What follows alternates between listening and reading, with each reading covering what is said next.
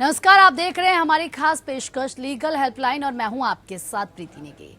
इस देश का लोकतंत्र इस देश की खूबसूरती का एक अभिन्न अंग है और उस लोकतंत्र को मजबूती प्रदान करता है वो है इस देश का कानून और संविधान।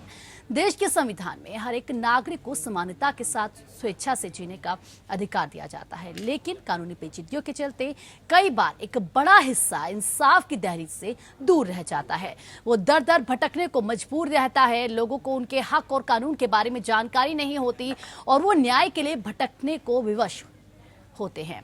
और इसी अंतर को दूर करने के लिए हम इंडिया लीगल रिसर्च फाउंडेशन के इनिशिएटिव लीगल हेल्पलाइन के जरिए कानूनी सलाहकारों से आपकी समस्याओं का निदान करने की कोशिश करते हैं।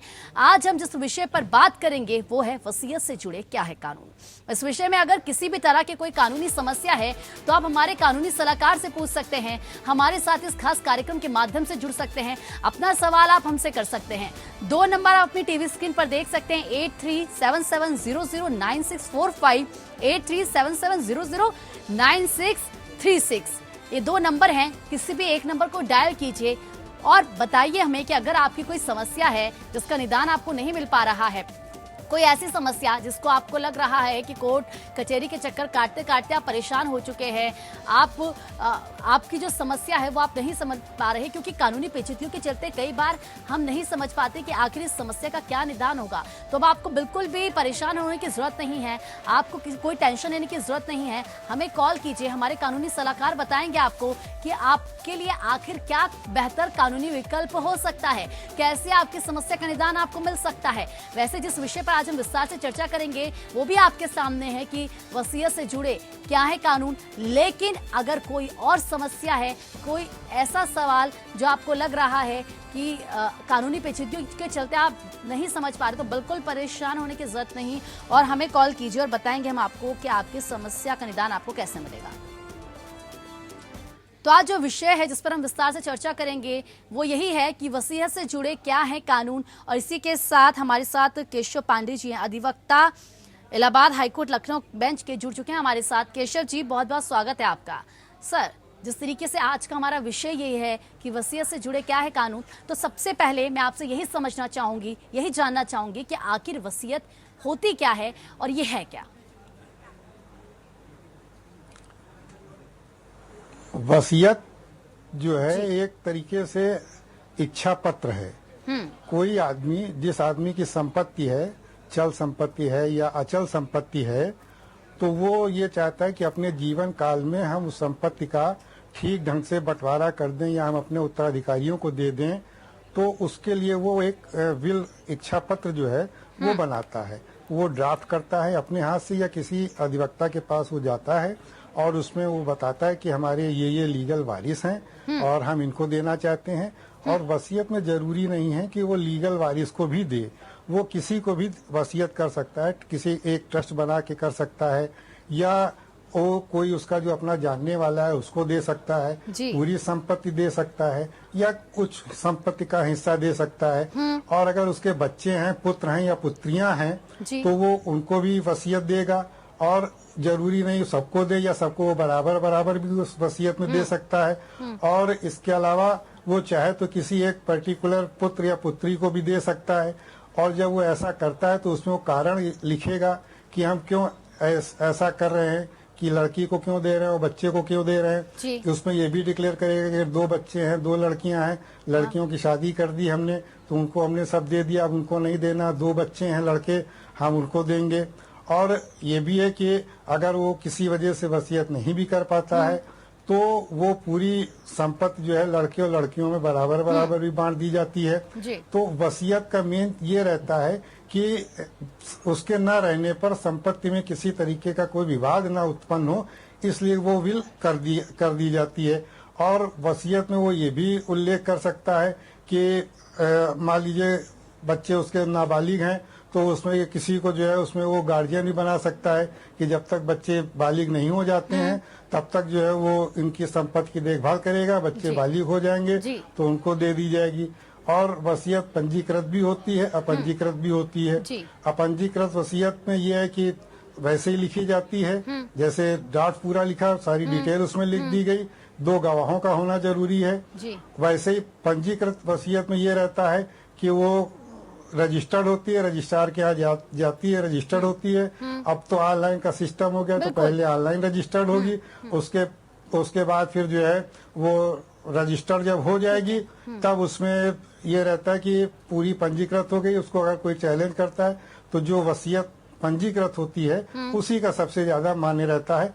और कोई भी व्यक्ति वसीयत कितनी बार भी अपने जीवन काल में बदल सकता है और लिख सकता है। ठीक है। पहली वाली उसमें शर्त है कि वो उसको कैंसिल करेगा और नई वाली में वो डिक्लेयर कर देगा। ठीक है सर, कई और ये सवाल भी है। बिल्कुल विस्तार से चर्चा हम करेंगे, कोई और सवाल भी मेरे होंगे क्योंकि और भी बहुत चीज़ें जाननी है मुझे। लेकिन सर इसी के साथ हमारे साथ बिहार से हमारे दर्शक हैं, जावेद जी जुड़ चुके हैं, सवाल करना चाहते हो अपना। जावेद जी स्वागत है आपका, बताइए क्या सवाल है आपका, क्या जानना चाहते हैं आप? मैं एक मुस्लिम हूँ। मेरे पिताजी के नाम से पैतृक भूमि पर 4 कट्ठा पर मकान है। मेरे पिताजी की मानसिक स्थिति कमजोर है एवं किसी के बहकावे में आ सकते हैं। ऐसी स्थिति में उनकी हालत का नाजायज फायदा लेकर कोई उस मकान को लिखवाने के पहले मैं क्या करूं जो वह संपत्ति मेरे अलावा कोई और न पा सके? क्या मैं वसीयत करवा लूं या और कोई बात है तो बताया जाए। केशव जी क्या सलाह देना चाहेंगे आप इन्हें?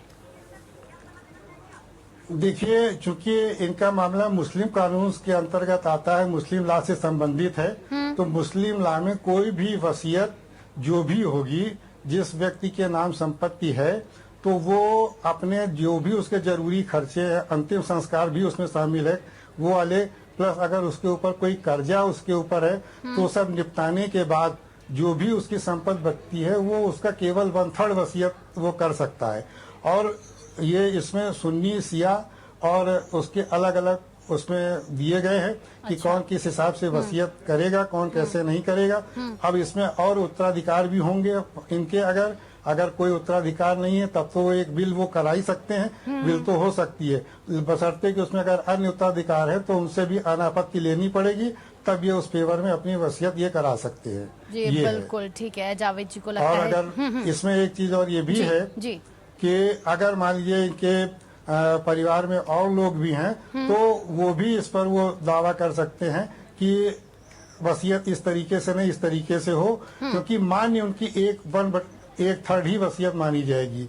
और अगर इनकी माता जी हैं या और कोई हैं तो उसमें भी जो है इनका जो भी है 1/16वां हिस्सा, 1/4 हिस्सा, 1/8वां हिस्सा, वो पर्टिकुलर कितने लोग जीवित हैं उस आधार पर उनको वसीयत का वो मिलता है। ये है इनका मुस्लिम कानून के आधार पर, तो ये बिल करा सकते हैं। 1/3 का इनका पूरा अधिकार उसमें बना रहेगा। जी बिल्कुल लगता है जावेद जी को जो वो जानना चाह रहे थे वो जानकारी उनको मिल गई होगी। और इसी बीच हमारे साथ बसंत लाल खरे जी भोपाल से जुड़ चुके हैं हमारे दर्शक। बसंत लाल जी बताइए क्या जानना चाहते हैं आप, क्या सवाल है? हम अपनी वसीयत अपने दामाद और लड़की को करना चाहते हैं। जी ठीक है। अपनी प्रॉपर्टी का कुछ हिस्सा दामाद को, लड़की को देना चाहते हैं। जी तो आप ये जानना चाहते हैं कि ये कैसे दिया जाएगा उन्हें, है ना? हाँ ठीक है। केशव पांडे जी। हाँ, ये चूंकि संपत्ति अगर इनके अपने नाम की संपत्ति है, जो स्व अर्जित संपत्ति है इनकी, और अगर इनकी कोई पैतृक संपत्ति है तो वो पैतृक संपत्ति की अपने हिस्से की, प्लस जो स्व अर्जित संपत्ति है, चल अचल संपत्ति जो भी इनके नाम की है, वो ये अपने बिटिया और दामाद को रजिस्टर्ड वसीयत के थ्रू करें तो वो ज्यादा सही रहेगा। और रजिस्टर्ड वसीयत के थ्रू करना ही बेहतर रहेगा, ताकि अगर कोई चैलेंज करता है तो उसमें इनको बाद में बिटिया और दामाद को कोई दिक्कत ना हो। एक ये वसीयत ड्राफ्ट कर ले, उसमें अपनी संपत्ति का पूरा ब्यौरा दे दे, और 2 गवाह मुकम्मल रखें जो स्वस्थ मस्तिष्क के हों और वो गवाही कर दें। अगर यूपी में है या कहीं भी तो ऑनलाइन करा लें। ऑनलाइन कराने के बाद रजिस्ट्रार ऑफिस चले जाए। यहाँ यूपी में जो है वो रजिस्ट्रेशन शुल्क करीब 500 के आसपास है, और वहां जाके करा ले। अगर किसी वजह से ये वहाँ रजिस्ट्रार ऑफिस नहीं जा सकते हैं तो एक कमीशन की एप्लीकेशन दे दें कि साहब हम बीमार हैं या अस्वस्थ हैं, तो उसकी फीस करीब 5,000 रुपए है, जो रजिस्ट्रेशन शुल्क के अलावा है। वो तब जाके रजिस्ट्रार उनके घर पे भी जाके वो वसीयत कर सकते हैं, उसी तरीके से मान्य रहेगी। तो ये बेशक अपने बिटिया और दामाद को बिल्कुल। वसीयत कर सकते हैं, ठीक है। बशर्ते बेहतर ये रहेगा कि रजिस्टर्ड वसीयत करें, वो ज्यादा सही रहेगा। बसंत लाल जी, बिल्कुल आप वसीयत कर सकते हैं अपनी बेटी और दामाद के नाम, लेकिन आप उसको रजिस्टर कीजिए। या आपकी बेटी के लिए, उनके दामाद के लिए भविष्य में फायदेमंद होगा, कोई उनको दिक्कत नहीं होगी।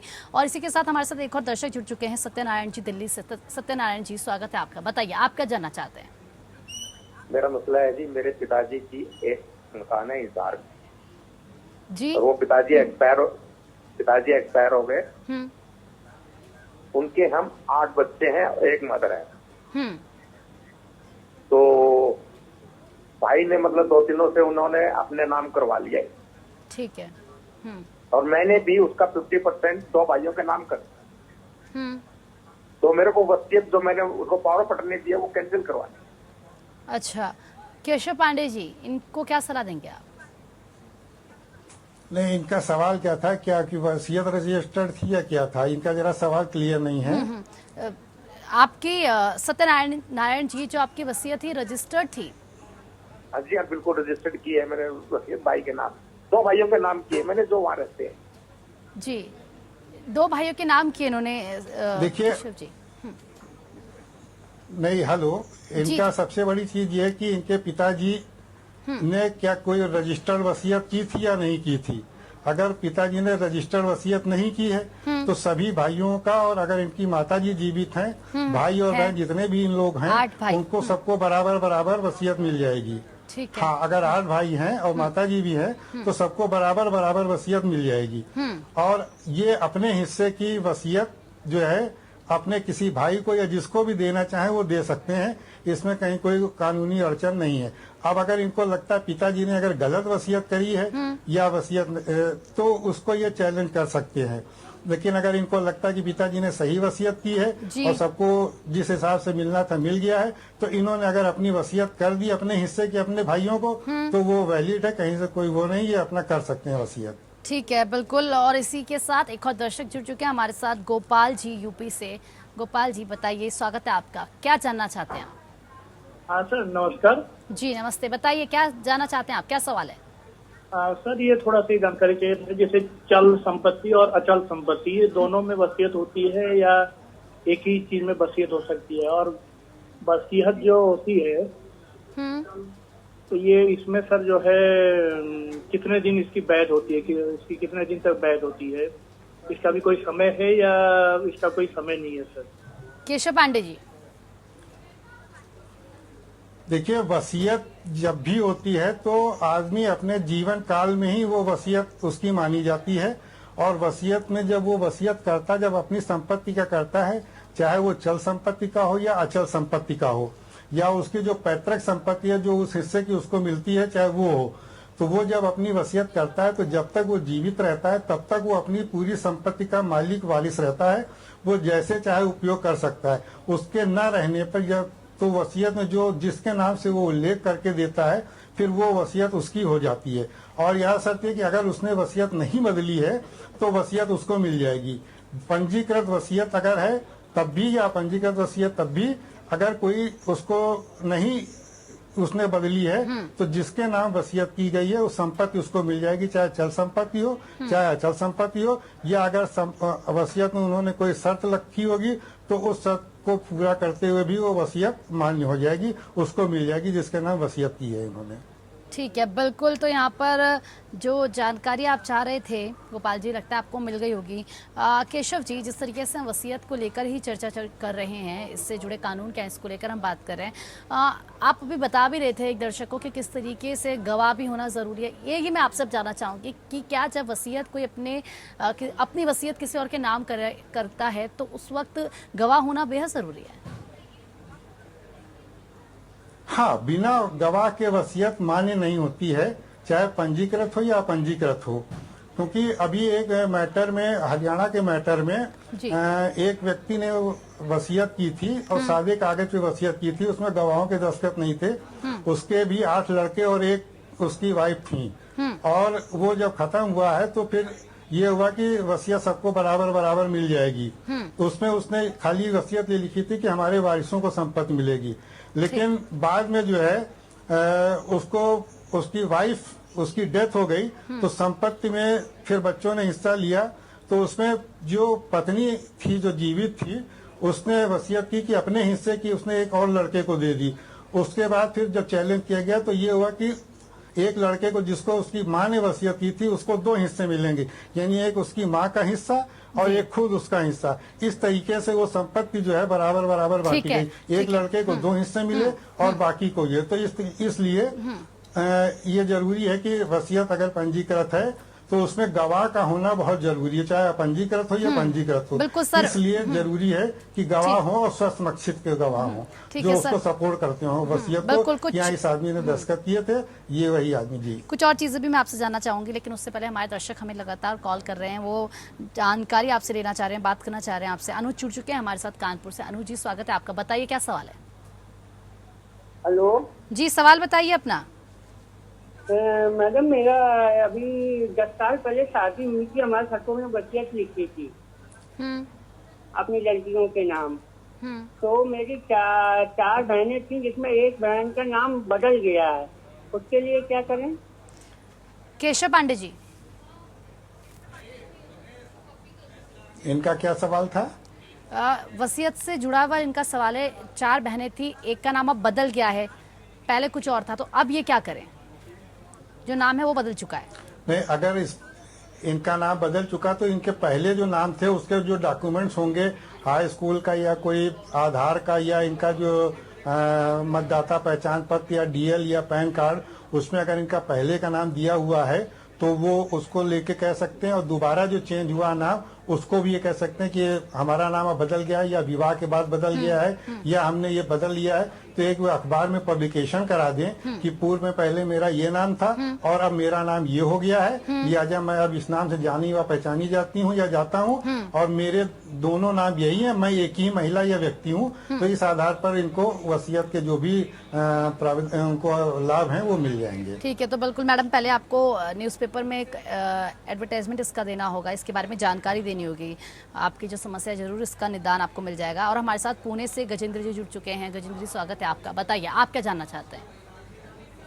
हेलो जी बताइए सर, क्या सवाल है आपका? हाँ। जी जी, सवाल बताइए। मैंने एक स्मॉल स्केल इंडस्ट्री में 27 साल नौकरी की है मैडम जी। और 27 साल करने के बाद उन्होंने क्या बोला, मुझे तुझे काम पे नहीं रखना है। तो मैं क्या बोला, उनको राइटिंग में दे दो। हाँ। एज आपका अपॉइंटमेंट लेटर है तो उसमें जो है तो वो भी मतलब जो भी है वो हिसाब से मुझे राइटिंग में दे दो। हाँ। तो उन्होंने क्या किया, मुझे राइटिंग में न दे के 2013 से मेरे को मतलब कंपनी में आने नहीं दिया और ट्रांसफर ऑर्डर मेरे हाथ में रख दी। तो मेरे लेटर में क्लॉज नहीं था ट्रांसफर का, डेपुटेशन का क्लॉज ही नहीं है। फिर भी मैं उनको क्या बोला कि तुम मतलब मराठी जानने वाला मैं आदमी हूँ, अंग्रेजी लिख रहे हैं तो जो भी है मुझे वो राइटिंग में दे दो मराठी में। तो उन्होंने दिया नहीं और वो कोर्ट मैटर चला गया, मैं लेबर कोर्ट जी। तो लेबर कोर्ट में उन्होंने क्या बोला कि उसका ट्रांसफर किया हुआ है। तो इसी के साथ हम चर्चा कर रहे थे कि वसीयत से जुड़े क्या है कानून, और हमारे साथ जुड़े हुए थे केशव पांडे जी, जो अधिवक्ता इलाहाबाद हाईकोर्ट लखनऊ बेंच के। सर बहुत बहुत धन्यवाद आपका हमारे तमाम दर्शकों को सुझाव देने के लिए। और इसी के साथ मैं अपने दर्शकों से कहना चाहूंगी कि जो हमें कॉल कर रहे थे, जिनसे बात नहीं हो पाई, आज वक्त इतना ही हमारे पास होता है, परेशान मत होइए। कल फिर हाजिर होंगे 4:30 बजे आपके सामने।